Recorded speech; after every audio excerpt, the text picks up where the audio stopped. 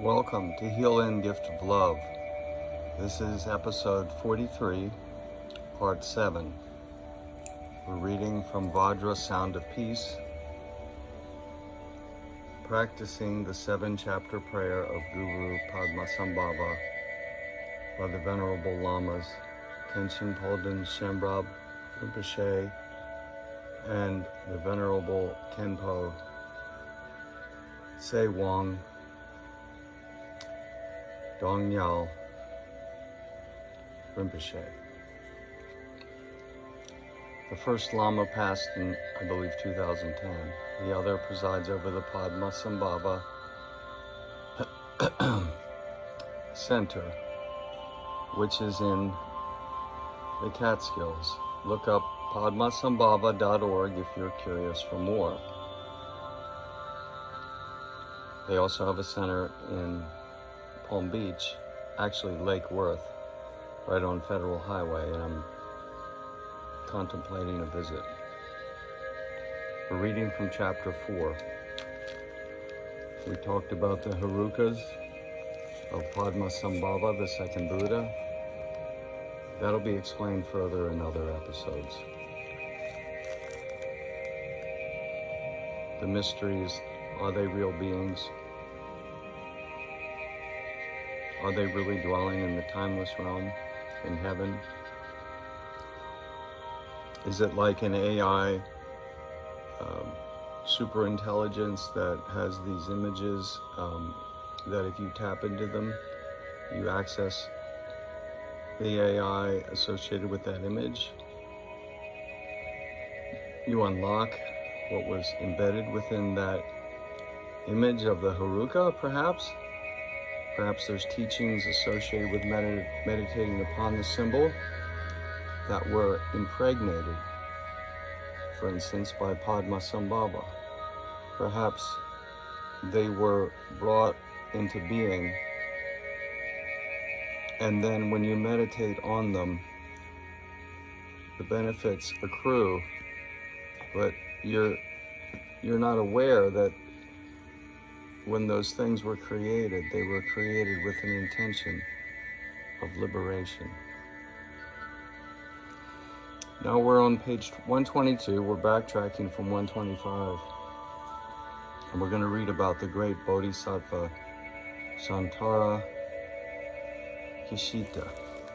Here's his picture on 126.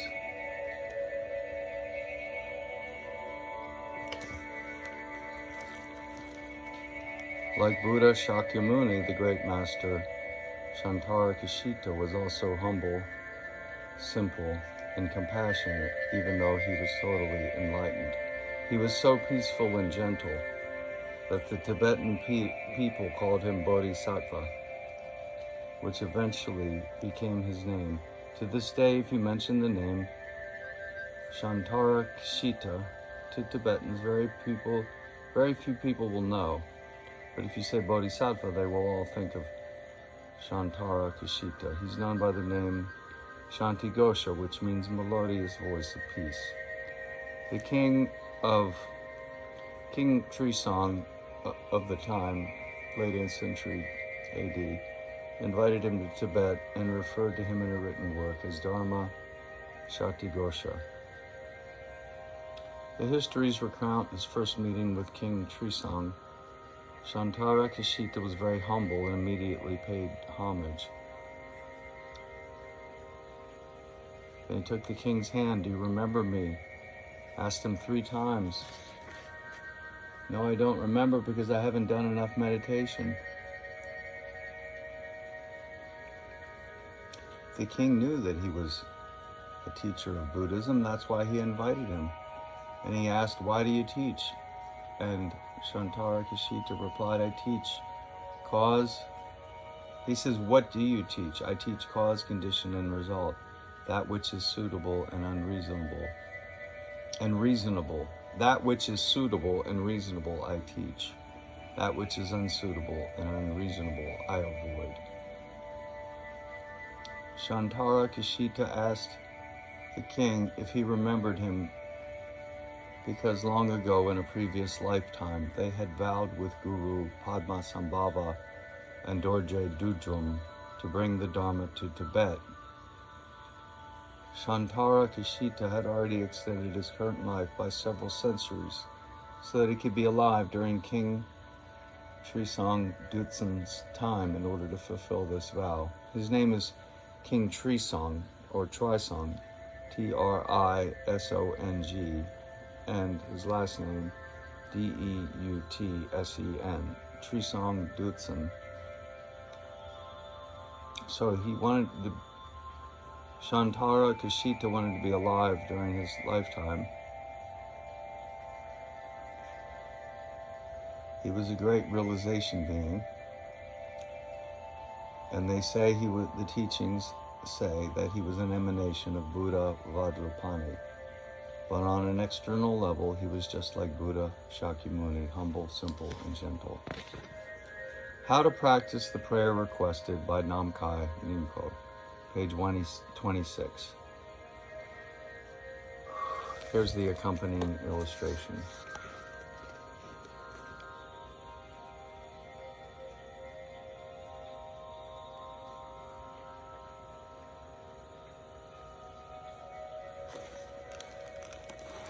Karma Chagme says that you are to remain as you are in your natural form, and that you should maintain your body in a comfortable posture.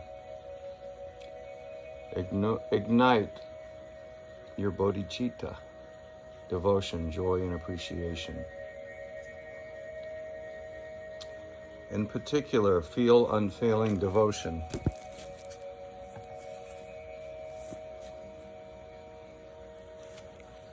I'll show you the artwork that I have that I've been devoted to. I've showed some of you before. You may have seen this. It's the rose. She's looking like a Christmas tree, like a green Tara.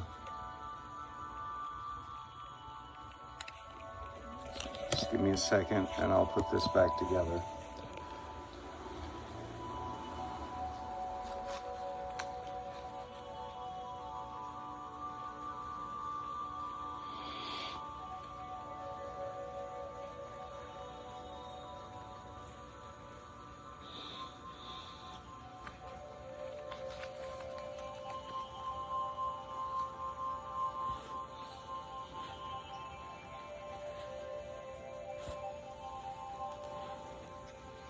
So you should remain as you are in your natural form, and you should maintain your body in a comfortable posture. Ignite your bodhicitta.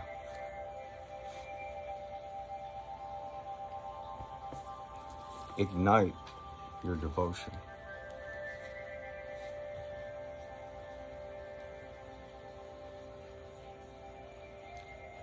Ignite your joy and appreciation. You have to generate these things. You have to generate your gratitude. You have to generate it. Your unconditional love, you have to generate it. The first verse of the 9th Psalm. I will praise thee, O Lord, with my whole heart. I will shew forth all thy marvelous works. I will be glad and rejoice in thee. I will sing praises to thy name, O thou most high. Now, the enemies mentioned in the 3rd verse are the inner enemies of ignorance, forgetting that you are a child of the Most High God, endowed with the creative reasoning, the capacity of the deity, of the mind of clear light, one and the same. Ignorance, forgetting that you are love and light, and reaching out selfishly and angry with anger, attachment, Pride and envy, those are the poisons. Those are the enemies to be eliminated. The third verse of the 9th Psalm. When mine enemies all turn back. Ignorance, turn back by direct realization of the primordial purity that spontaneously presences. They shall fall and perish at thy presence. They'll be dissolved in the mind of clear light, all the selfishness and the anger, attachment, pride and envy. When you meditate on the end of life, the purpose, and on self-liberation, you're not clinging to this world like a beggar. You're doing that with your devotion, lit. That's why I went slowly over this beginning part. Ignite your bodhicitta, your compassionate wisdom, and defend the Dharma, fiercely compassionate wisdom. Don't let them walk all over it. Devotion. Ignite devotion, joy, and appreciation. Feel in particular, feel unfailing devotion to the Buddha, to Guru Padmasambhava, the second Buddha, who was the reincarnation of the first Buddha.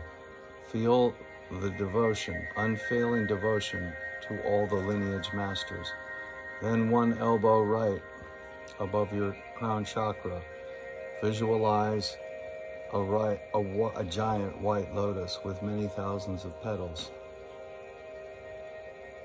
With many thousands of petals glowing with rainbow light. Visualize Guru Padmasambhava sitting in the middle of the lotus, appearing in his usual form. Surrounding him, sitting on the petals, are his students, the 25 main disciples, the 80 Mahasiddhas of the Yorpa region. It's interesting, he had 25 main disciples. The 35 great Dakinis, 35 tantric women, as well as the Kama and Terma lineage masters. Each one is distinct in form and gesture, very lively and glowing.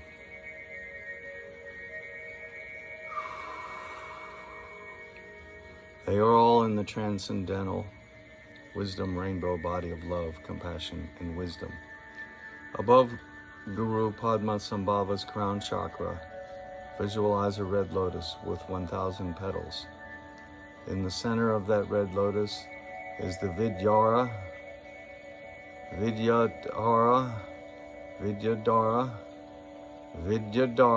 Garab Dorje, Garabdorje,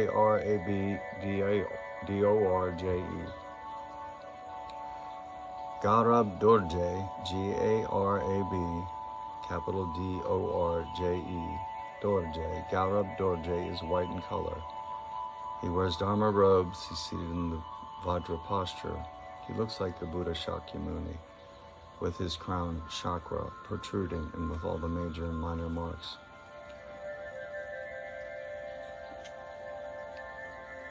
So this goes on to fill out the visualization.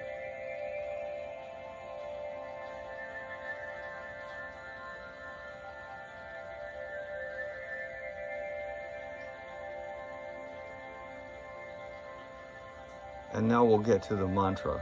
Visualize a white Om in each of the 3 principal Buddhas, crown chakras. In each of their speech chakras, visualize a red Ah. Visualize a white Om in each of their crown chakras. In each of their speech chakras, visualize a red Ah. You can easily find the shape of the Ah, which is, I often have trouble doing it, but it's like this. For you, backwards. So it goes Ah. The white Om, you can look that up too. The Om is out of the 3 dimensions. See, I'll do my finger in front of the camera so I can get it. Okay, out of the three dimensions, the M, or the material world, the M, the OM, the O, there's an O and an M. The way it works is that there's three legs to the M, and it's like a dragon, but that is manifested out of the spiral of eternity, a circle, and above that is a crescent, and transcendent above it is the diamond, symbolizing the Vajrayana, the Dharma. That's the Om symbol. And then the Hung is a part of this as well, which is a circle with a crescent, and then something that looks a little bit like the letter H, or the symbol for Saturn. Look it up, H-U-N-G. So we have a white Om in the crown chakra, a red Ah in the speech chakra, and then tremendous light radiating from those syllables. The Om radiating white, the Ah red, and the Hong in the heart chakra is a blue Hong, H-U-N-G. The light emanates throughout space in all 10 directions, invoking the blessings and power of all the Buddhas and Bodhisattvas in all the pure realms.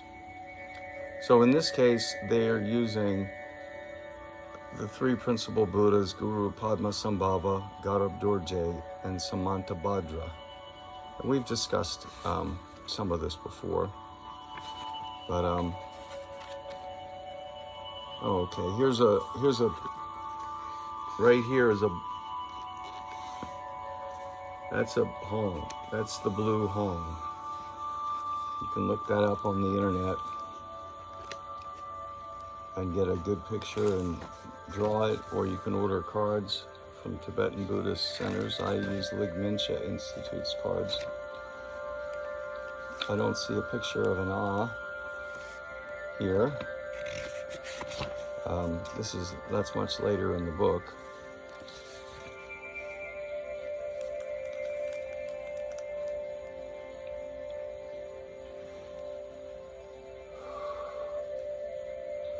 So this is part of it. Now perhaps I need to provide some background for why they would want Guru Padmasambhava to be joined by Gaurab Dorje and Samantabhadra with consort.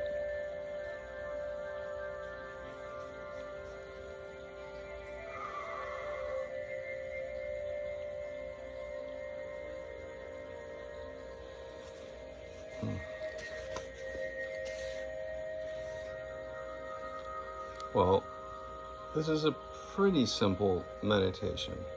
And then it goes through, feel the freshness and vitality, and all the things that you should be visualizing of your wisdom, body, speech, and mind, and the light coming through. Now meditate at the very end of the meditation. You're visualizing that the Buddhas are filled with joy and blissfulness, love and compassion.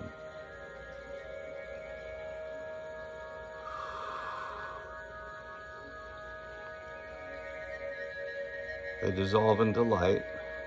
Finally, your own body dissolves into light, and that light dissolves into the original state of great emptiness.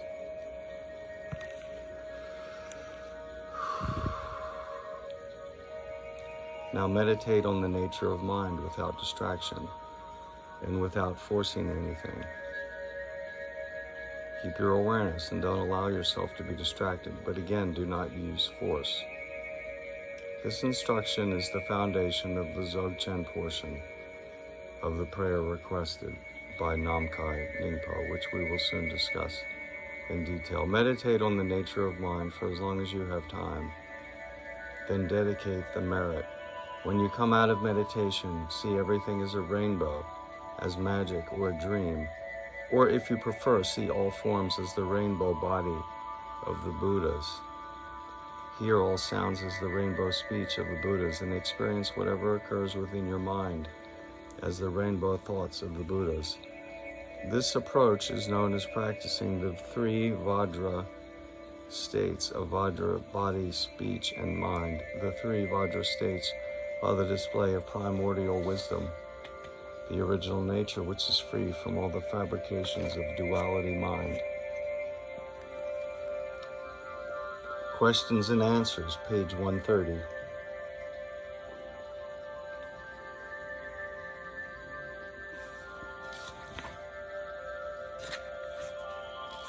Oh, this is quite a section. I think it'll be 3 or 4 more minutes. Let's do it. Could you please summarize the visualization for the prayer to the 3 Kaya Lama?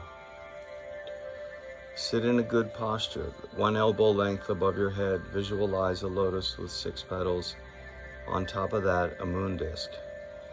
On a pistil, in the center of the lotus, visualize Guru Padmasambhava as he is popularly depicted.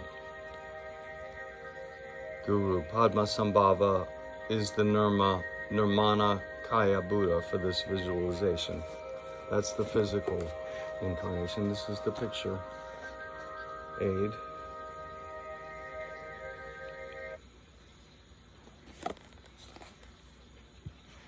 And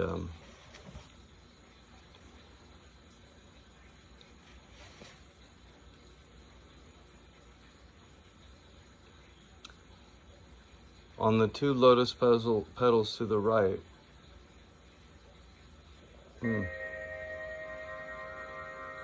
well,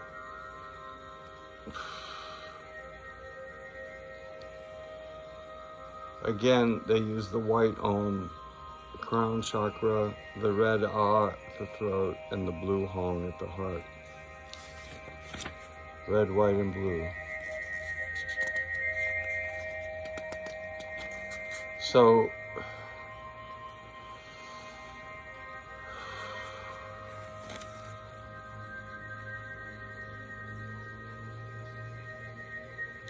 it's actually very detailed. There's no reason for me to read this through.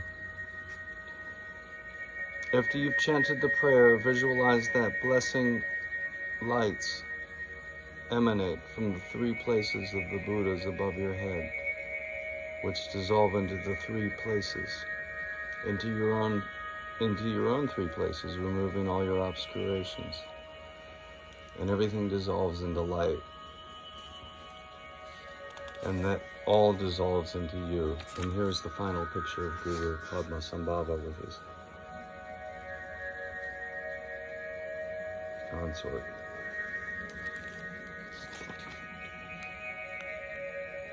"21 verses that introduce the nature of mind." Now we're getting somewhere. We're going to read this. Episode 44 will begin next. Just letting you know, page 139, Wild Scattered Mind. We'll go through the whole thing. 21 verses that introduce the nature of mind. Thank you for watching.